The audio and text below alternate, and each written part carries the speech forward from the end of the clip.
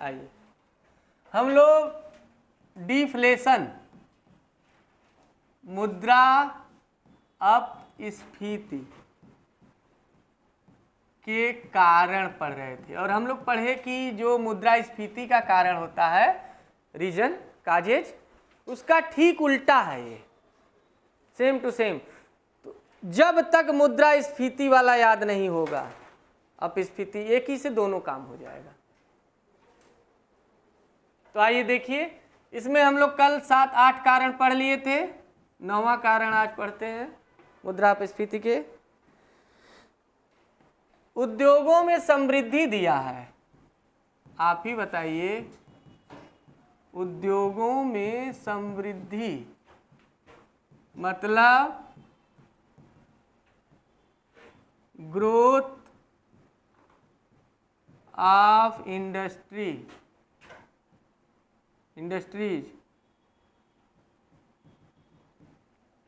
बताइए, उद्योग की अगर वृद्धि हो, समृद्धि हो, तो क्या मुद्रा अपस्फीति हो सकती है?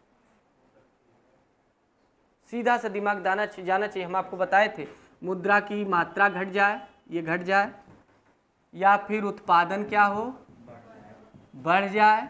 निगाह जा रहा है? प्रोडक्शन इसमें बढ़ेगा, ढेर सारे इंडस्ट्री होंगे तो ढेर सारा। हम कह रहे हैं इलेक्ट्रिक गाड़ी काहे इतनी महंगी हो गई, मात्र 4 साल में, 3 साल में, बेमतलब का। 40,000 की गाड़ी 1 लाख के ऊपर चली गई। कोई मतलब है इसका? है।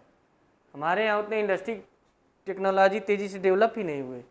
जो उनके इंजन चेंज हुए, कुछ ही लोग लिए और कुछ ही लोग अपना महंगा करके बेचे, और वही चल रहा है।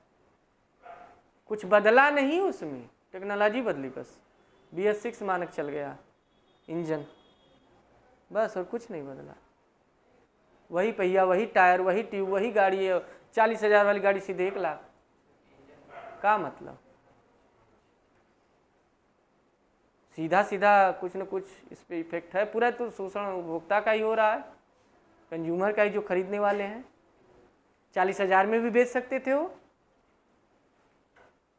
क्योंकि हमारे यहाँ उस टेक्नोलॉजी के इंडस्ट्री ही ज़्यादा नहीं है। इलेक्ट्रिक वाहन ज़्यादा बनते ही नहीं हमारे यहाँ, बाहर से मंगाना पड़ता है।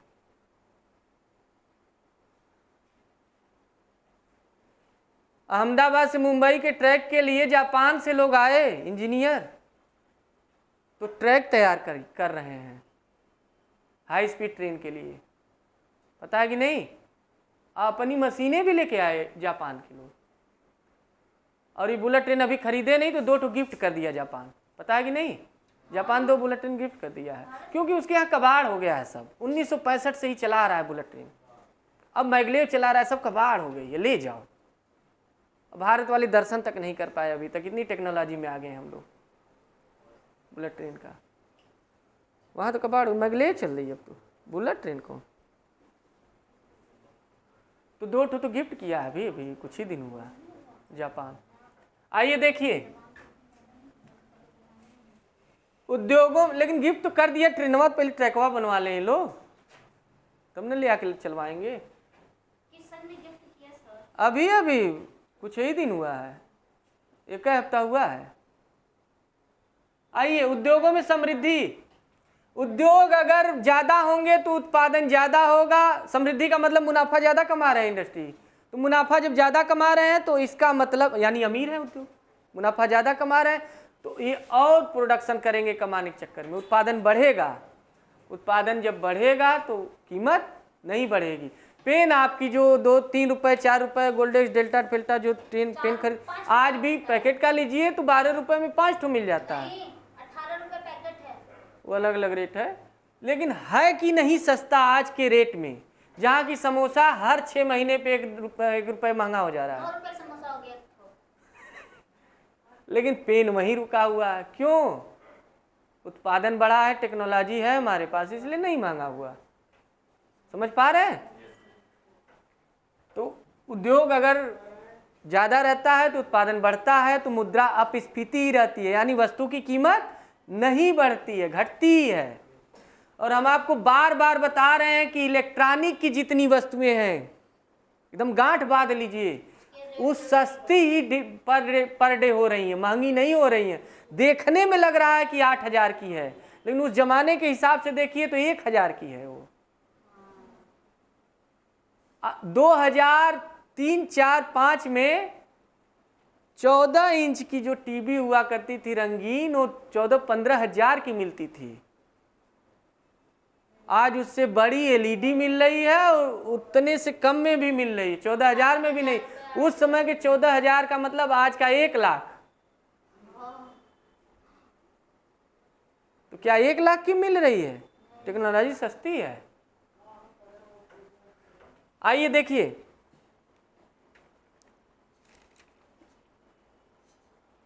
अगला है अगर मानसून अच्छा हो जाए तब। सोच के बताइएगा, भारत है ना, और भारत की अर्थव्यवस्था पढ़ रहे हैं हम लोग, इंडियन इकोनॉमी। मानसून अगर अच्छा हो तो उत्पादन बढ़ेगा, बिल्कुल बढ़ेगा। बारिश होगी और ज़्यादातर हम लोग मान लीजिए अपनी सिंचाई की व्यवस्था तो किए हैं लोग, लेकिन मानसून पे भी निर्भर रहते हैं। तो मानसून अगर अच्छा है, बारिश समय से हुआ, खूब हुआ, तो खेती अच्छी होती है, उत्पादन बढ़ता है, तो सामान सस्ता होगा। आलू प्याज भी सस्ता रहेगा, धान गेहूँ भी सस्ता रहेगा, उतना नहीं महंगा होगा जितना होना चाहिए। क्लियर? ठीक है। उत्पादन लागत में यदि कमी हो जाए तब, ये तो हम बताए ही थे आपको, बार बार बता रहे हैं। उत्पादन लागत, प्रोडक्शन कास्ट,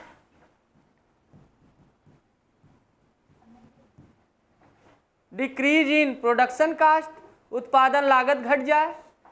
मतलब उत्पादन लागत का मतलब जिस चीज से हम बना रहे हैं, कोई उत्पादन कर रहे हैं, वो लागत ही घट जाए। जैसे मकान बना रहे हैं तो कच्चा मटेरियल ईंट है, बालू है, इसको कच्चा मटेरियल बोलते हैं, रॉ मटेरियल। कच्चा पदार्थ, कच्चा माल, ईंट, बालू, सीमेंट, छड़, गिट्टी, ये सब सस्ता हो जाए, मजदूरी सस्ती हो जाए, मिस्त्री जो है वो सस्ते हो जाए, तो इसका मतलब उत्पादन लागत क्या हो जाएगी? कम होगी। बनाने में मकान कम खर्च आएगा, तो बिकेगा भी तो कम है ना, बिकेगा ना। ठीक, तो उत्पादन लागत अगर कम आ रहा है तो वह अपने आप वस्तु की कीमत घट जाती है, घट जाती है ना।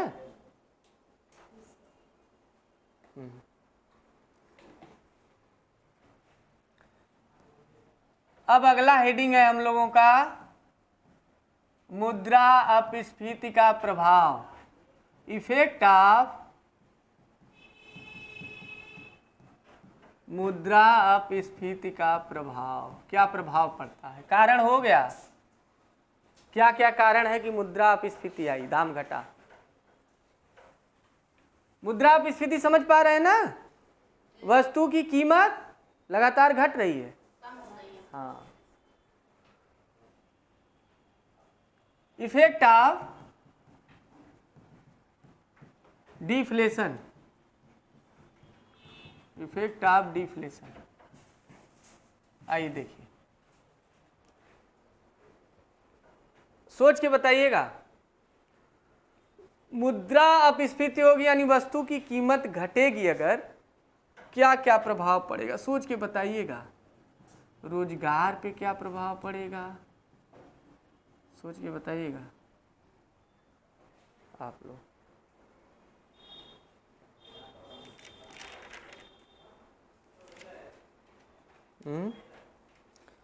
रोजगार बताइए क्या प्रभाव पड़ेगा। उत्पादन पे क्या प्रभाव पड़ेगा?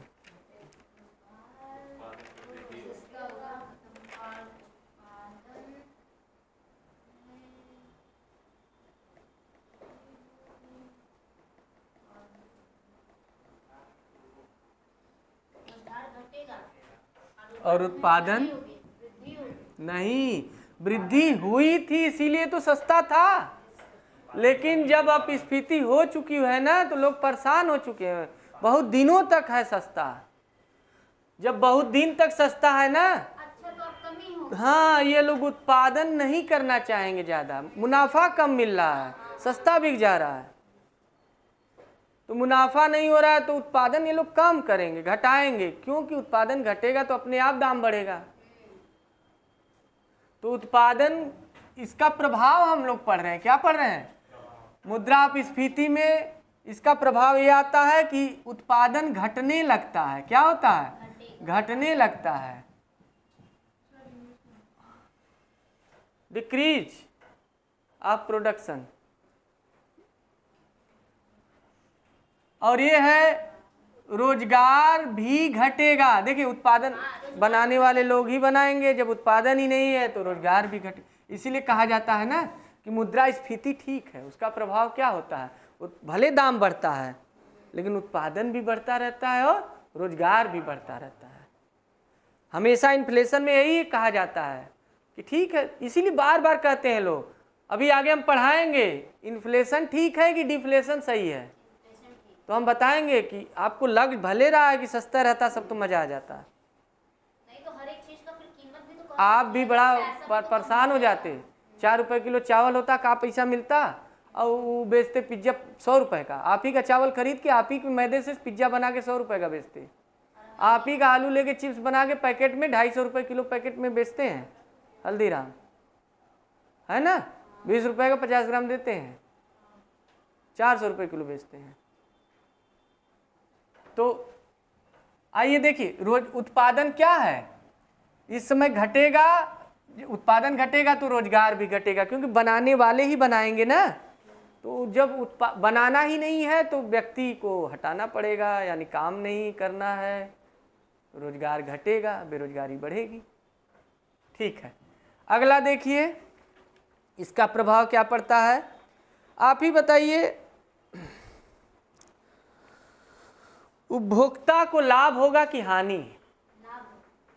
उपभोक्ता तो लाभ में रहेगा, क्योंकि उपभोक्ता में पूरी जनता है और इसको तो बड़ा फायदा है। वो तो चाहेगा कि 2 रुपया में मिले समोसा, 1 रुपया में मिले 1 लीटर कोल्ड ड्रिंक। लेकिन कभी आप अपनी फैक्ट्री लगाएंगे और कभी खोलना होगा और चलाना होगा तो फिर समस्या है कि नहीं? जनता को तो मजा आएगा। यानी उपभोक्ता हमेशा फायदे में रहता है इसमें, और उसमें हमेशा बड़बड़ा रहता है, अरे बड़ी महंगाई है, बड़ी महंगाई है, बड़ी। मुद्रास्फीति में जनता हमेशा परेशान रहती है ना। इसमें क्या है, उपभोक्ता को फायदा होता है, कंज्यूमर को बेनिफिट होता है, फायदा होता है कि नहीं? कंज्यूमर बेनिफिट में है। अच्छा,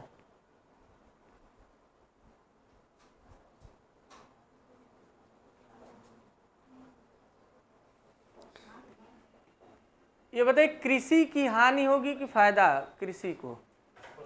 देखिए, अगर इन सबको फायदा हो रहा है ना तो व्यापारी और कृषक को क्या होगा, ध्यान समझिएगा।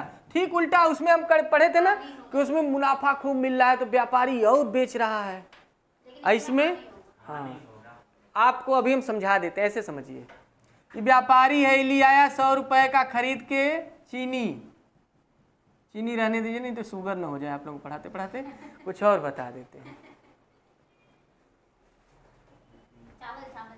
वो हो जाएगा, पेट और निकल जाएगा। बताते हैं लोग, पेट निकल जाएगा। 100 रुपए का हम ले आ रहे हैं किशमिश। ठीक है, आइए देखिए, किशमिश लिए, ठीक, 100 रुपए का। कौन लिया? व्यापारी। कौन? हमारे पंचम साहब लिए। देखिए, जॉर्ज पंचम तो अमेरिका के राष्ट्रपति, वहाँ ब्रिटेन के राष्ट्रपति थे, राजा थे, हाँ सम्राट थे। हमारे यहाँ पंचम साहब होते हैं है ना। पंचम ले आए खरीद के 100 रुपए का किशमिश 1 किलो। अगले दिन किशमिश का दाम घट गया और मुंह बना के 90 में बेचेंगे। फायदा है कि नुकसान? लेकिन पंचम साहब भी बड़े दिमागी आदमी हैं। नुकसान तो है, हम पढ़ लिए पंचम साहब को, लेकिन नुकसान नहीं होगा। जानते हैं क्यों? वो कहेंगे जो पहले के समनिया हम लिया है महंगा में, तो काहे सस्ता बेचें, महंगा बेचेंगे। अच्छा, ये लोग बड़े दिमागी होते हैं। आपको हम बता दें, अगर सस्ता हुआ तो भी महंगे देंगे, नहीं देते हैं। आप कहेंगे सस्ता हो गया, आप तो कहा अभी जो पहलवा का लिया है वो तो बेच ले, खाली हो जाए तब तो अब सस्ता देंगे। हम आपको बता दें अभी 8 महीने पहले की बात है, तेल का दाम अचानक से 250 रुपये किलो हो गया था, याद होगा आप लोगों को। 8-9 महीने पहले जुलाई के समय, याद है। और उसी के 20-25 दिन बाद वो जो तेल का दाम है घट के फिर 120 रुपये हो गया, समझिए। तो जितने दुकानदार थे 120 में बहुत कम बेच रहे थे, बाकी सब पुरनका बेच रहे थे। कह रहे थे नहीं जो हम पहले का लिए काहे 120 में दें, तो पंचम साव के दिमाग वाले थे, सब नहीं देते हैं।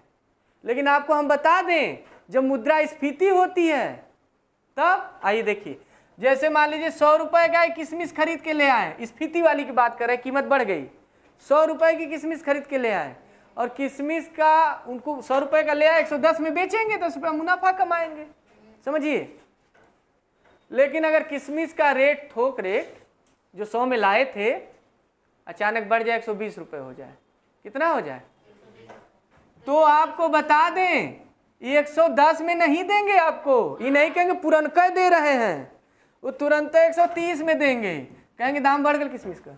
तो हर हाल में उनको नुकसान होने वाला नहीं। भारत को देखिए, आप स्फीति हो, यहाँ के बनिया बड़े समझदार हैं, अपना दिमाग निकाल ले जाते हैं। इसीलिए हम बताए ना कि अमेरिका कई बार वित्तीय आपात लगा, बहुत गरीब देश है भारत से वो, हाँ कई बार वित्तीय आपात लगा, लेकिन भारत में आज तक वित्तीय आपात नहीं, कोरोना में भी नहीं लगा, फाइनेंशियल इमरजेंसी। तो अमेरिका बहुत पीछे है भारत से पैसे के मामले में। आइए, तो ये सब टेक्नोलॉजी अमेरिका के पास नहीं है जो यहाँ के दुकानदारों के पास। हाँ, तो ये बताइए व्यापारी को इस समय फायदा होगा कि नुकसान? नुकसान, आपको मुनाफा, दाम घट गया ना, सर भारत के परिप्रेक्ष्य में तो कभी नहीं होने वाला। नुकसान होगा व्यापारी को, ये समझिए, दाम घट गया, सीधा सा कॉन्सेप्ट। और कृषक को जो खेती कर रहा है, चावल 40 रुपए किलो था, दाम घट के 30 हो गया, बताइए फायदा कि नुकसान? नुकसान है।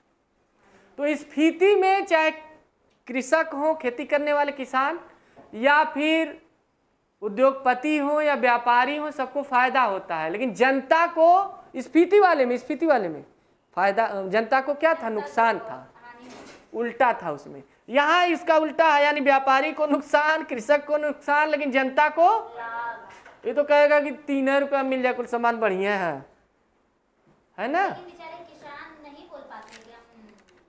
ऋणी और ऋणदाता बताए थे ना कि ये बहुत एग्जाम में पूछता है। आपके एग्जाम में पेपर उठा के देखिए, हमेशा इन्फ्लेशन और डिफ्लेशन में यही क्वेश्चन आता है कि जो क्रेडिटर है और जो डेटर है, जो लेता है उधार और जो देता है उधार, दोनों में किसको फायदा होता है, किसको नुकसान। तो अब स्फीति के समय कौन सा था, 5वां 6वां, जो भी हो,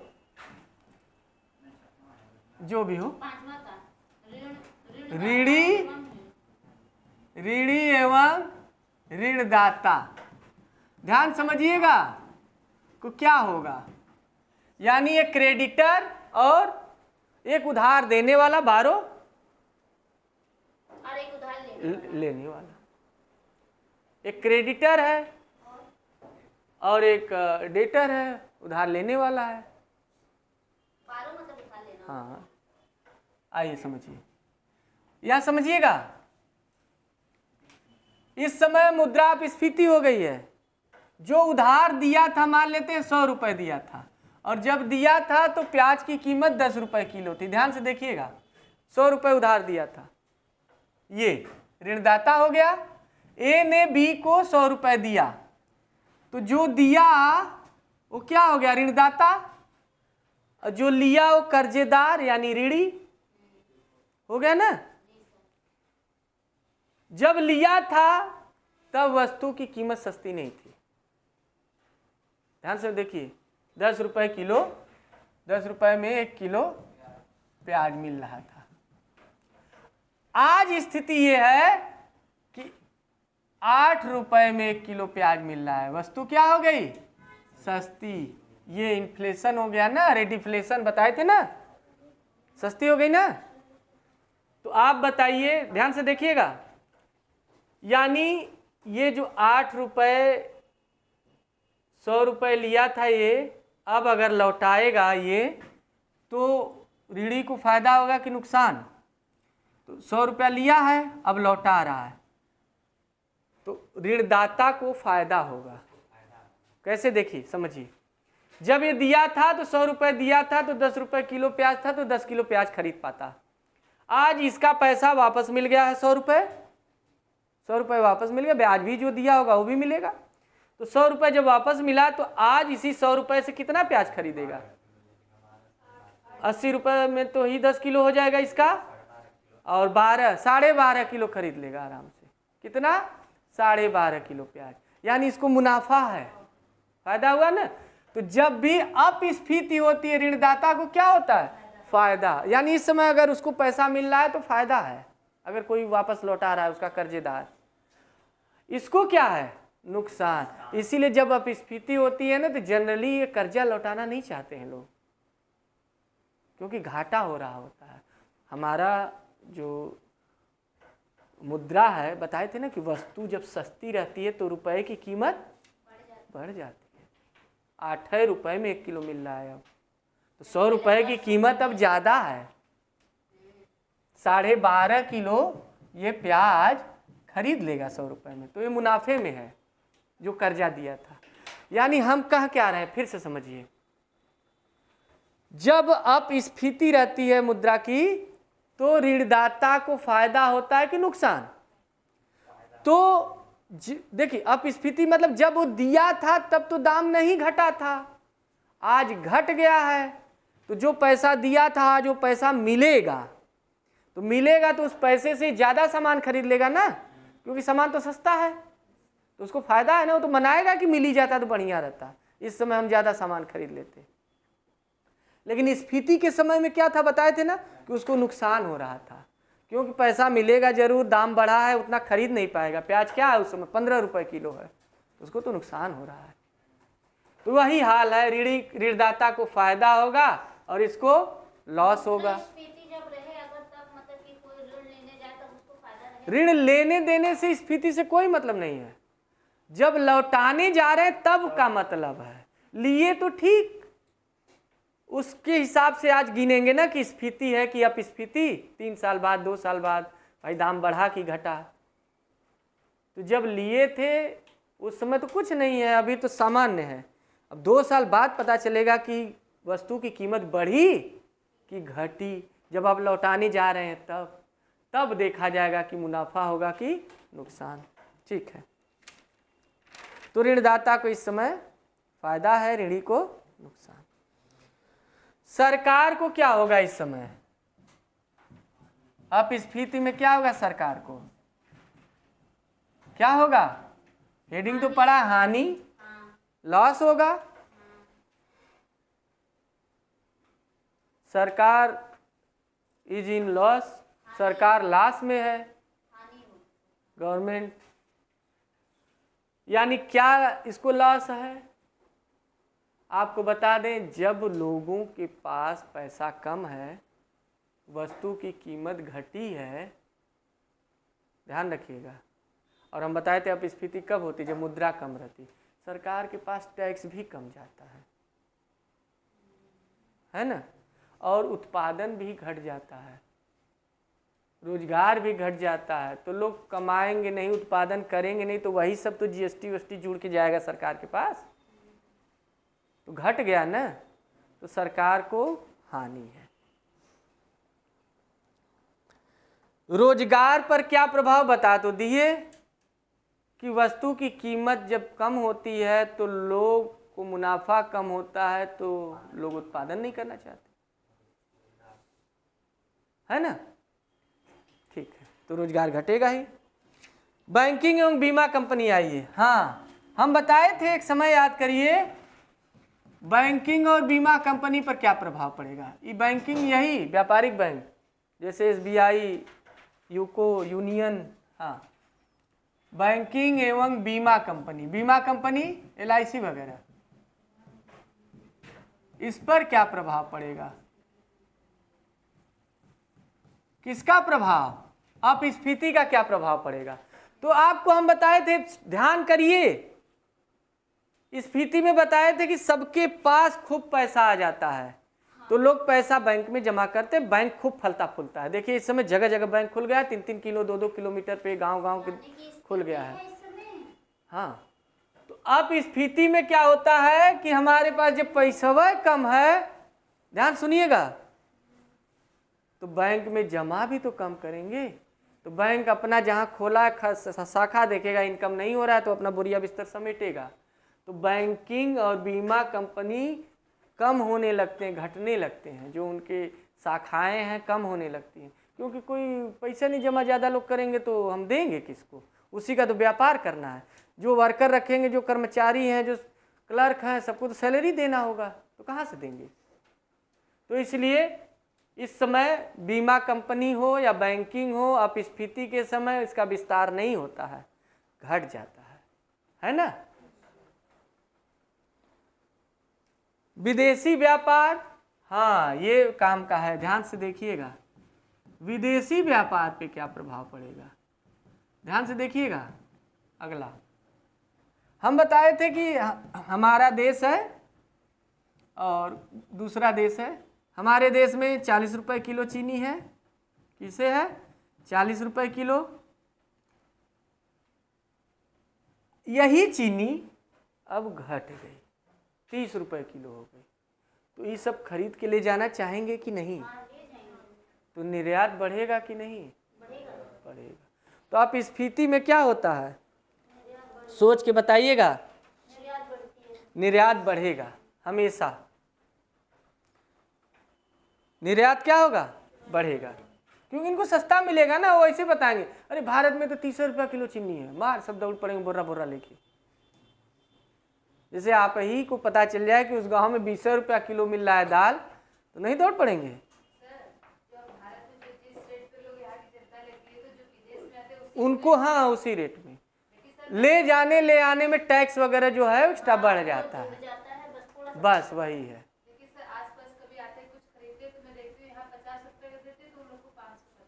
वो तो दो तरफा व्यवहार विदेशियों का देख के करते हैं। वो तो चिप्स, वो तो गंगा घाट पे तो बीड़ियों बेच देते हैं। गंगा घाट पे जाएंगे ना, बीड़ी लिए रहेंगे, कहेंगे it's Indian cigarette, Indian cigarette कह के, और वही 2 रुपये वाले बीड़िया 50 रुपये में दे देते हैं, और खूब ताव से पीते भी हैं लगा के इंडियन सिगरेट।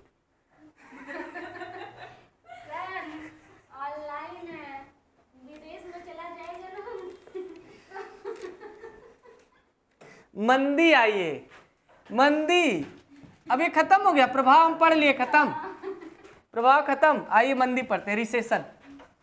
मंदी क्या है? रिसेशन।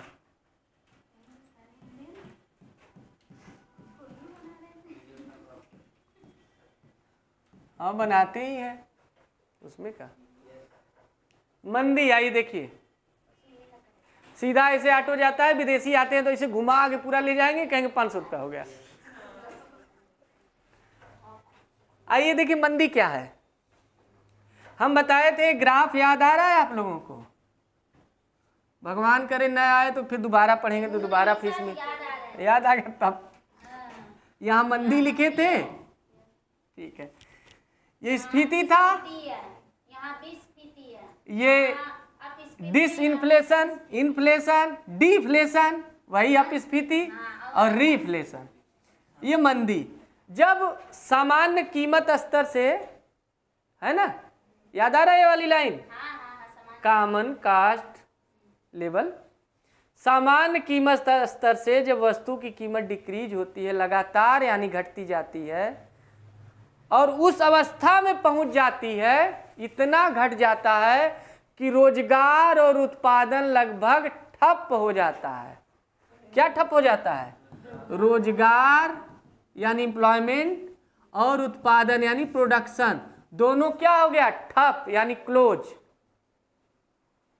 तो उसे मंदी कहते हैं।